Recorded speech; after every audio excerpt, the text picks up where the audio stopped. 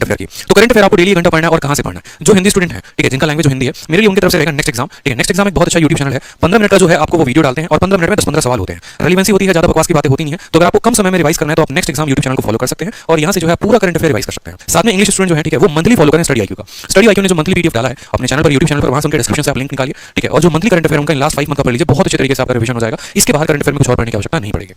ठीक है, नेक्स्ट हो गया स्टैटिक पोर्शन। देखो स्टैटिक अपने आप में बहुत इंपॉर्टेंट रोल प्ले करता है। स्टैटिक को कंप्लीट करने के लिए जो है मैं शुरू से बोलता हूं कि लूसेंट के जितने भी पिंक बॉक्स हैं आप उनको खत्म करिए। जितना भी मिसलेनियस पोर्शन है आप उसको खत्म करिए, चाहे वो हिस्ट्री है, चाहे वो ज्योग्राफी है, चाहे वो पॉलिटी है, चाहे वो मिसलेनियस है। ठीक है, इससे बाहर कभी नहीं आएगा। भारत का कोई भी ऐसा कॉम्पिटिशन एग्जाम हो, ठीक है, उसका स्टैटिक का पोर्शन कभी भी लूसेंट के बाहर नहीं आता है। तो ये लूसेंट अपने आप में सेल्फ सफिशिएंट किताब है आपको स्टैटिक को खत्म करने के लिए। तीसरा जो है जीके जीएस के लिए एक और बात, आपने अपना जो भी नोट्स पढ़ा है इन 30 दिनों में बस उसी को रिवाइज करना, कुछ नया मत पढ़ना। जैसे लूसेंट भी है ना, तो लूसेंट के पिंक बॉक्स के बेस स्टैटिक स्टैटिक कवर करना है। ये नहीं लूसेंट लेके बैठ गए और उसको पूरा रटे जा रहे हैं, ऐसा नहीं करना। जो भी नोट्स पढ़ा है, जहां से भी पढ़ा है, बस उसको रिवाइज करो और सारे इंपॉर्टेंट फैक्ट को मेमोराइज करना है। ठीक है, क्विज कहां से देना है? क्विज जो है वो आपको ग्रेड अप से देना है। इस तरीके से आपका जीएस इन 30 दिनों में थोड़ा अच्छा हो जाएगा और अच्छा स्कोर आप कर पाओगे कम समय में। बात करते हैं मैथ्स की।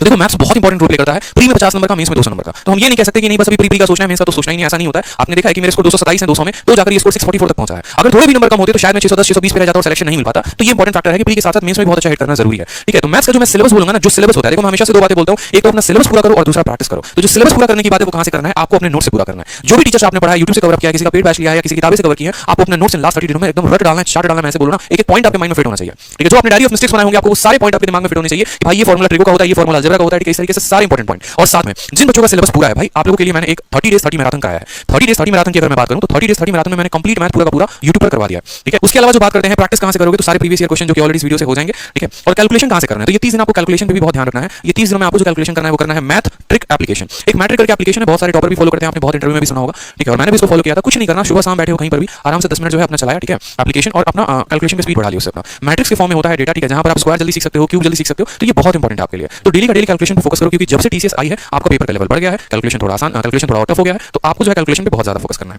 ठीक है, नेक्स्ट बात करते हैं हम यहाँ पर इंग्लिश की स्ट्रैटेजी के लिए। तो देखो लास्ट 30 डेज में मेरे हिसाब से इंग्लिश में जो आपको करना है, मैंने कहा था ना, डेली के डेली 1 घंटे वोकैबुलरी। वो वोकैबुलरी या तो नोट से खत्म करेंगे आप, नहीं तो प्रीवियस ईयर के सवाल लगाएंगे। इससे ज्यादा और कुछ नहीं। ठीक है, नोट्स और प्रीवियस ईयर, बस प्रीवियस ईयर से बाहर आ नहीं रहा है। 2018 के बाद का पेपर इंग्लिश का और बद से बदतर होता चला गया, इतना डाउन लेवल हुआ है जिसका कोई लिमिट नहीं है। तो नए सवाल तो बिल्कुल नहीं आने वाले और सिर्फ लास्ट 2-3 सालों में जो वोकैबुलरी पूछा गया बस वही आएगा। इस वजह से जितना प्रीवियस ईयर का वोकैबुलरी उसको खत्म कर देना। ग्रामर की बात करेंगे तो ग्रामर में भी कोई बहुत हेक्टिक नहीं पूछा जा रहा है आपसे, बड़े बड़े ऐसे रूल्स नहीं पूछे जा रहे हैं जो आपको पता नहीं हो। ग्रामर में बस उतना नॉर्मल रूल्स के ऊपर क्वेश्चन आ रहे हैं। तो आप ये कर सकते हो कि आप अपने नोट्स को रिवाइज करो और साथ में आप सभी एस्पिरेंट मेरा बात माने, एक सजेशन माना, एक एप्लीकेशन है एसएससी इंग्लिश क्विज करके, फ्री है, बहुत सालों से बनी है। ठीक है, मैं इसका कोई पेड प्रमोशन यहाँ पर नहीं कर रहा, मैं इनको नहीं जानता, लेकिन आपको इससे बहुत फायदा होने वाला है। लाखों लोगों को इससे फायदा भी हुआ है। एप्लीकेशन जब डाउनलोड करोगे ना तो वहां पर जो है आपको मैंने बकायदा वीडियो भी बनाई थी उसकी। ठीक है, कि आपको वॉइस, नरेशन, आपको एंटोनिम, सिनोनिम, हर चीज का आपको एक्सरसाइज मिल जाएगा, हर टॉपिक का मिल जाएगा। और आप खाना खा रहे हो, ऑटो में बैठे हो, कहीं पर भी हो, लाइब्रेरी से रूम पर जा रहे हो, उतने देर में आप वहां पर एप्लीकेशन से क्विज लगाते जाओ। उसी एप्लीकेशन पर आपको 2018 और 2019 के पूरे प्रीवियस ईयर भी मिल जाएंगे। तो उसी एप्लीकेशन पर डेली के डेली इंग्लिश के आपको 4 से 5 सेक्शनल मॉक देने हैं।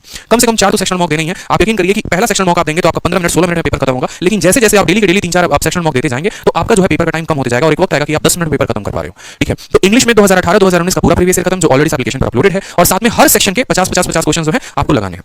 इंग्लिश में अगर इतना कर रही है ना तो 50 में 50 कहीं नहीं गए, क्योंकि मैंने खुद मैथ में 50 में 50, इंग्लिश में 50 में 50, रीजनिंग में 50 में 50 स्कोर किया हुआ है। ठीक है, तो इस तरीके से मेरी बात को समझेंगे आप। सेक्शनल मॉक भी आपको इस एप्लीकेशन से देना है और नोट में यह है कि कंप्लीट करो सारे प्रीवियस ईयर को, तो ये आप कंप्लीट कर लोगे। इसके अलावा देखो रीजनिंग में, तो रीजनिंग का सबसे पहले ये नोट पढ़ लो, ये नोट आपके लिए इंपॉर्टेंट है। ठीक है, इसे हल्के में मत लेना। जो टॉपिक वीक है उन्हें पहले यूट्यूब से कंप्लीट करना है और फिर उनकी प्रैक्टिस किसी भी प्रीवियस ईयर की बुक से करना है। क्या लगता है जनरली किसी भी पर्सन को? ठीक है, मैं आपसे पूछूं ना, आपसे अगर मैं पूछूं रीजनिंग कंप्लीट है, हां सर कंप्लीट है, लेकिन आप पिछले लगातार अपने 5 मॉक टेस्ट बता दीजिए जिसमें आपके रीजनिंग में 50 में 50 आए होंगे, पॉसिबल ही नहीं है। जब कंप्लीट है तो नंबर क्यों नहीं आ रहे? 50 में 50 आपके क्यों नहीं आ रहे? आप मुझे बताइए, क्योंकि कहीं ना कहीं ऐसे कोई टॉपिक्स आपके वीक हैं जिन पर आपको काम करने की जरूरत है। अगर आपका सीरीज का क्वेश्चन गलत होता है तो आप सीरीज के लिए क्या करिए, कोई भी प्रीवियस ईयर बुक उठाइए और आप प्रैक्टिस करना शुरू कर दीजिए। जब तक आप प्रैक्टिस नहीं करेंगे आपको कैसे पता चलेगा कि उसके में कौन फॉर्मूला लग रहा है, क्या आपका अप्रोच लग रहा है, डिफरेंस मेथड है कि क्या है? तो इस बात पे काम करना है। रीजनिंग में बस दो बात, जो चैप्टर नहीं आते उनको या तो अपने नोट से देख लो, ठीक है, या फिर यूट्यूब से कवर कर लो। पता है कि स्टूडेंट को रैंकिंग आता ही नहीं है भाई, रैंकिंग किसी का भी सर्च करो आप। ठीक है, रैंकिंग यूट्यूब पर आया, आपने उसको कवर किया, अच्छे से पूरा का पूरा रिवाइज किया और बस रैंकिंग के ऊपर थोड़ा बहुत क्वेश्चन लगा लो और प्रीवियस ईयर के जितने पेपर हैं आप सभी पेपर लगाकर चले जाओ रीजनिंग में। इससे ज्यादा रीजनिंग में कुछ नहीं करना। ठीक है, ये सबसे गोल्डन हो जाएगा तरीका आपको रीजनिंग को खत्म करने का।